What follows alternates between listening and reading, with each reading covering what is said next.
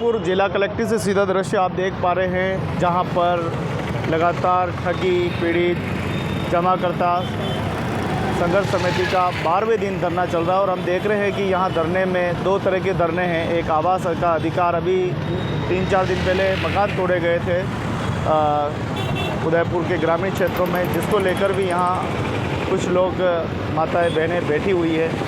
और आप देखें कि दो धरने यहाँ एक साथ चल रहे हैं। अभी हम चलेंगे क्या कुछ इस देश में हो रहा है। कहीं मकान तोड़े जा रहे हैं, कहीं लोगों का पैसा जो है वो नहीं दिया जा रहा है। न जाने सरकार क्या कुछ कर रही है। देखिए किस प्रकार से यहाँ लोग एकत्रित हैं और जाने का बिल्कुल रास्ता नहीं मिल रहा है। बड़ा ट्रैफिक है यहाँ पे। कोशिश करेंगे हम आपको वहाँ तक ले जाकर सारे दृश्यों से मिलाएंगे, सारे लोगों से मिलाएंगे क्या कुछ हो रहा है। तो चलिए सीधे चलते हैं और जानने की कोशिश करते हैं। तो देखिए आप सारे माताएं बहनें सब बैठी हुई है और यहाँ आवास का अधिकार के मंच के तले जो है यहाँ एक आवाज़ जो है वो उठाई जा रही है। तो उदयपुर के ग्रामीण क्षेत्र ग्राम पंचायत नौरा में जो है मकान तोड़े गए हैं। आज ये सारे पीड़ित यहाँ पर जिला कलेक्ट्रेट पहुँचे हैं और बता रहे हैं कि करीब 30 से 35 मकान यहाँ पर तोड़ दिए गए हैं।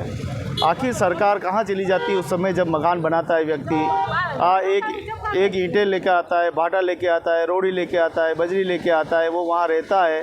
सरकार के मुलाजिम जिनकी ड्यूटी होती है कि वो जाके वहाँ देखे। आज जिस प्रकार से बुलडोजर लेके आए होंगे उस प्रकार से अगर पहले ही दिन आ जाते और पहले ही दिन अगर आगाज़ कर देते तो शायद इनके आशाएं बच सकते थे, इनकी मेहनत की पसीने की कमाई वो बच सकती थी।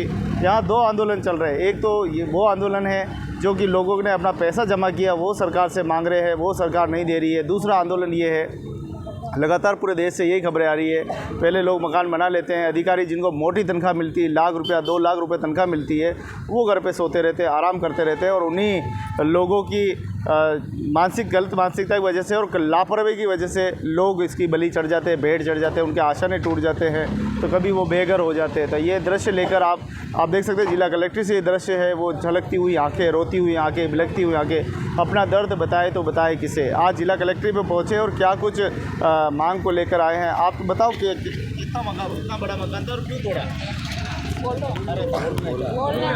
हाँ, मकान मेरे बच्चा विकलांग है, मेरा एक बच्चा विकलांग है, उसके नाम से हमने मकान खरीदा। क्या शनिचर की बात है, शनिचर के दिन मकान तोड़ा, हमें कोई इतला नहीं दी ना, कभी भी न। साल भर से हमारा काम चल रहा है, कोई आके खड़ा नहीं हुआ कि भाई मत बनाओ। कि अगर कहते तो हम नहीं बनाते। 10 लाख रुपया लगाए हमने। यूआईडी जब कहाँ गई थी? यूआईडी कहाँ गई थी? मेरा पूरा मकान तैयार है, लाइट बिल दे रखा हमें, सब है, सरकार नहीं आई, लाइट बिल भी है, नल दिया हमारे। कितना बड़ा मकान था? मेरा पूरा मकान कंप्लीट था। 10 लाख रुपए मकान लगाया, प्लॉट का पैसा अलग है, 3 लाख में प्लॉट लिया, 10 लाख रुपए मैंने मकान लगाया। जिंदगी सिर्फ बार लगाना था, टोटल काम हो गया मेरा। पूरा मेरे मकान की फोटो भी लगा रखी है उसमें। सूरजपुर खटीवाड़े में वो किराए गए मकान में। मेरा बच्चा विकलांग है, चलो मकान लेंगे, बच्चे रहेंगे, पैसा लेंगे, मेरा बच्चा विकलांग। तो यहाँ पे कोई 3 साल 4 साल से रह रहा था। ये थोड़ा मादी बताओ, आप बताओ कितना साल उठ रही रहा कहीं भी हो? मैं 3 साल से मकान ले रखा है। और वहाँ से मतलब मैंने यूँ नहीं क्यों करने कि मतलब यहाँ पे मतलब नजात जगह है, मैंने स्टाम्प पर लिखे दी तो कागज़ बना वकील साहब के पास है, और मैंने बगैर नोटिस ले जाके मकान तोड़ दिया और मैंने सामान भी पड़ा। आज कई मांग लेने आया हो, कई हमारे अच्छा सही है, मेरे को मकान चाहिए वापस, जहाँ मकान है ऐसा मकान मेरे को मकान चाहिए। जिससे हमने प्लॉट लिया था फैयाज भाई से, उसने पूरा आश्वासन दिया था हमें कि आप बनाओ, इस पे कुछ भी नहीं होगा, मैं खड़ा हूँ, आप बनाओ, तैयार करो इस घर को। जब हमारा साल भर से काम चल रहा था तब ये प्रशासन कहाँ गई थी? उस वक्त कुछ नहीं हमारे पास कोई नोटिस। फैयाज भाई तो वहीं रहते हैं, उनको नहीं पता क्या? वही तो बोल रही हूँ ना, उन्होंने हमें कोई भी मतलब इत्तला नहीं दी है कि इस तरह की कुछ कार्रवाई होने वाली है या यूडीए यहाँ आके जा रहा है या नहीं जा रहा है, हमें कुछ भी पता नहीं है उस चीज़ में। हमारे पास तो खबर जब आई, जब तोड़ दिया था हमारा मकान, तब फ़ोन करके वहीं के क्षेत्रवासी ने, किसी ने, एक दो ने फ़ोन किया हमारे को। हमारे बिजली के बिल वहाँ आ रहे हैं, हमारा पूरा मकान तैयार हो गया था, नल लाइट का कनेक्शन उन्होंने दे दिया। तो किस हिसाब से हमें नल का कनेक्शन, बिजली कनेक्शन और ये अलॉट किए हैं उन्होंने? उस टाइम ये प्रशासन कहाँ गई थी? मेरा मकान था 1000 स्क्वायर फीट में था, 2 कमरे, किचन, लेटरिन, बाथरूम, 2 दुकानें बनी हुई थी और ट्वेल खुदी हुई थी और 1000 स्क्वायर फीट मेरा प्लॉट पड़ा हुआ था पास में ही। आज क्या मांग लेके जिला मांग यही है, या तो हमें मकान के बदले मकान दे, या फिर हमारा जो भी मुआवजा लगा है, जो पैसा हमारा लगा है, वो हमें वापस दिया जाए। और सरपंच को पता है वहाँ के, और जितने भी ये दलाल हैं उन सबको पता था। पटवार मंडल ने ये हमारे को सब ये करके दिया है, इतने 10-10, 15-15 हज़ार हमारे से लिए हैं, तो वो किस चीज़ के लिए हैं? तब ये लोग कहाँ गए थे सब जने? 15,000 किसके लिए थे? लाइट बिल और नल कनेक्शन के हमारे से लिए हुए बिल आ चुके हैं, हमारे 2-2, 3-3 महीने से बिल आ रहे हैं। बहुत से लोग वहाँ 5-5, 6-6 साल से रिवास न थे, वहाँ रह रहे हैं लोग, उन्हें भी कोई इतला नहीं दी गई है। जो रहने वाले क्षेत्रवासी थे उनको तो पता होना चाहिए ना कि ये टूटने वाला है, यानी उनको पास भी कोई नोटिस नहीं था वहाँ से। कितने मकान थे और कौन कौन से लोग रह रहे थे? मतलब 40 से प्लस तो मकान थे वहाँ पर। कुछ लोग रहने लग गए थे, कुछ का कार्यरत चल रहा था, मतलब मकान बन रहे थे। 90% बहुत सौ के तैयार हो चुके थे मकान। तो आप देख रहे हैं जिला कलेक्ट्रेट से ये दृश्य, जहां आशा ने तोड़ दिए और आज ये सभी जिला कलेक्ट्रेट पे आए हैं, न्याय की अपेक्षा में आए हैं। क्या इनको न्याय मिलेगा? आज भी, पहले भी आप देखिए कि मकान ग्राम पंचायत अवेरी में तोड़े गए थे, उनको भी आज भी न्याय नहीं मिला। आज भी वो लोग उसके लिए भटक रहे हैं। अभी देखें कि हम कई अखबारों में देखते हैं, कई ओरवाड़ा में मकान तोड़ दिए।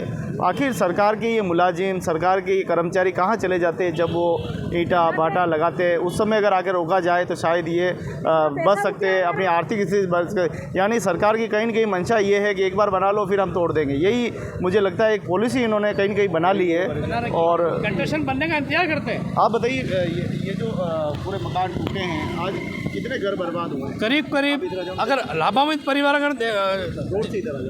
प्रभावित परिवार अगर देखेंगे तो करीब 200 लोग इसमें प्रभावित हुए हैं।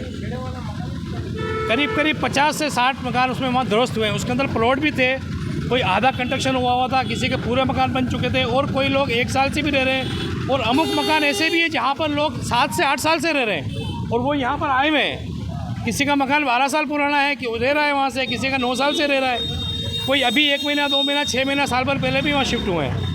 बिना किसी तरह के, बिना किसी नोटिस के वहाँ पे तुरंत कार्रवाई इन्होंने की है।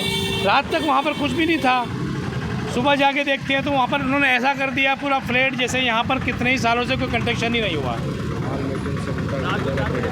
करीब 2 से लेके 3 लाख और 3 लाख से लेके 4 लाख तक के प्लॉट में लोगों ने वहाँ इन्वेस्ट किया है। वहाँ के जो भू माफिया हैं, 3 से 4 लोग हैं, वो एक साथ होके एकजुट होके काम कर रहे हैं। उसके बाद में कंस्ट्रक्शन की लागत, लोगों की जो लागत आई हुई है वो करीब 4 लाख से लेके 14 लाख तक भी लोगों ने पैसा लगाया हुआ है। आज बिना किसी आम सूचना या खास सूचना के, किसी भी तरह के किसी को बताया नहीं वहाँ पर, और ये सार तुरंत उन्होंने कार्रवाई की है। अगर वहाँ पर लोग बोलने गए हैं, उनके मोबाइल छीने, कोई अपने निजी मोबाइल से अगर उसकी वीडियो बना रहा था तो उसके मोबाइल छीन ले गए, कोई अपने टूटते हुए प्रॉपर्टी के ऊपर टूटते हुए, पटवार मंडल से ही परमिशन होती है, उसके बाद में ही लाइट के खंभे लगते हैं और उसके ऊपर बिजली का कनेक्शन होता है। तो कहीं ना कहीं चल के पटवार मंडल, पंचायत समिति और वहाँ के स्थानीय लोगों की मिलीभगत से ये सब हुआ है। और आगे भी जो ये कार्रवाई हुई है, उन्हीं तरह के लोगों ने ही अपने किसी निजी स्वार्थ के लिए ही कार्रवाई को अंजाम दिया गया है। अब इस पर हम प्रशासन से ये गुहार कर रहे हैं, कलेक्ट्रेट में हम लिखित में हमने आश्वासन के लिए दिया है कि हम जो भी हमारे यहाँ से जितना भी नुकसान हुआ है उसके ऊपर संज्ञान लिया जाए और जो भी न्याय जिसको जिस तरह से भी जो मिल सकता है, जो प्रभावित लोग हैं, उनको दिलाया जाए।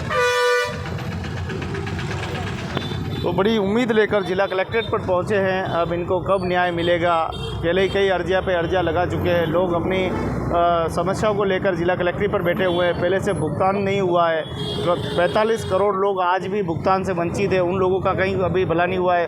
12 दिन लगातार हो गए वो धरना स्थल पर आज भी बैठे हुए हैं। ऐसे में अब ये नई एक समस्या जो कि 5-6 दिन पहले जो मकान तोड़ दिए गए, जिसका कि पूरा अखबार में, टीवी पे जहाँ भी देखो ये इसका जो है खबर चली थी प्रमुखता से, और ये आज सब पीड़ित आज एक साथ पहुँचे हैं, बड़ी हिम्मत करके पहुँचे हैं यहाँ तक। पता नहीं क्या होगा, लेकिन इनके जो बात है, इनके जज्बात ये कह रहे हैं कि इनका बड़ा नुकसान हुआ है, बड़ी आर्थिक क्षति हुई है।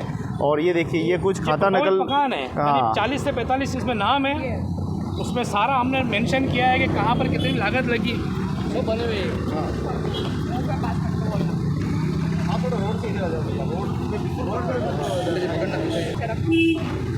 ये कुछ कागज़ हमने तैयार किए हैं अपने निजी तरीके से।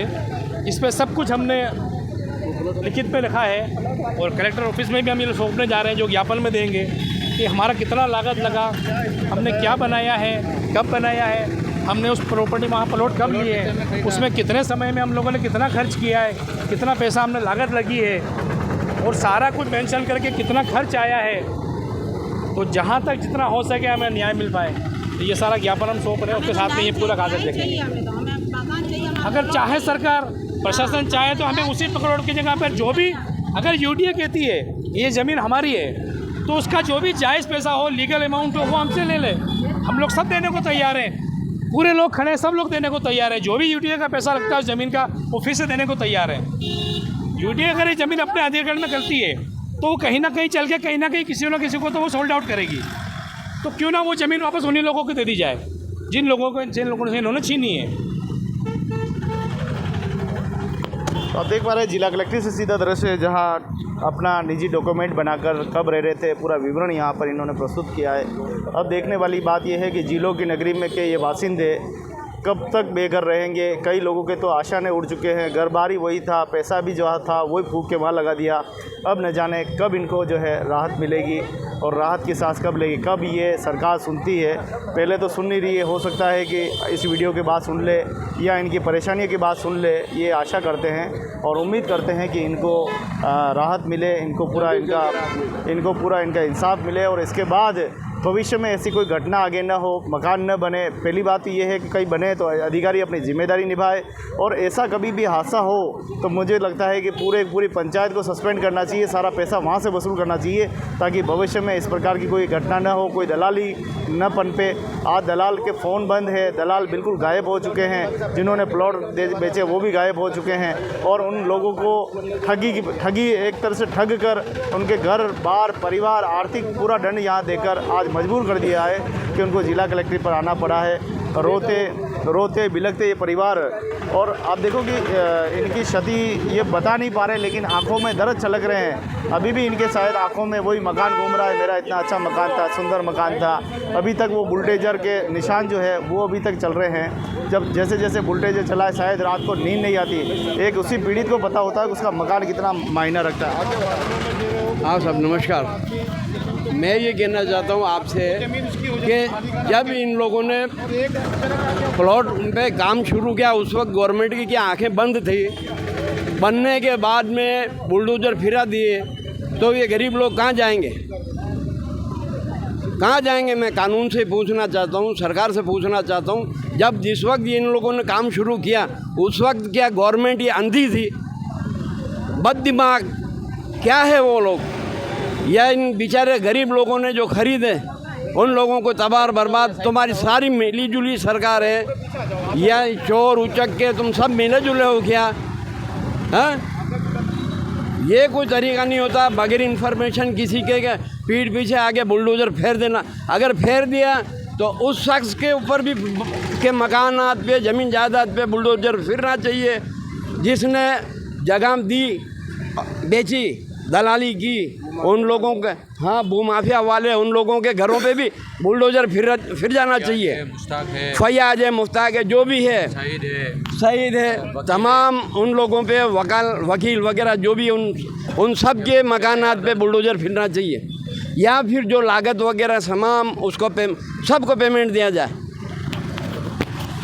वास्तव में ये दर्द इनका जो है वाजिब है और दर्द को ये कलेक्ट्रेट पर बयां कर रहे हैं, हिम्मत करके आज आए हैं। चलिए भैया से पूछते हैं कितने मकान थे, क्या कुछ पेपर आप लेकर आज क्या बता। मैंने आज से 1.5 साल पहले वहाँ प्लॉट ख़रीदा था। वहाँ पहले से ही मकान बने हुए भी थे, तो मैंने 1.5 साल पहले वहाँ के जो लोकल प्लॉट विक्रेता है उनसे मैंने, फैयाज नाम है उनका, उनसे मैंने 4,80,000 रुपये प्लॉट ख़रीदा था। वहाँ पहले से ही मकानों का काम भी चल रहा था।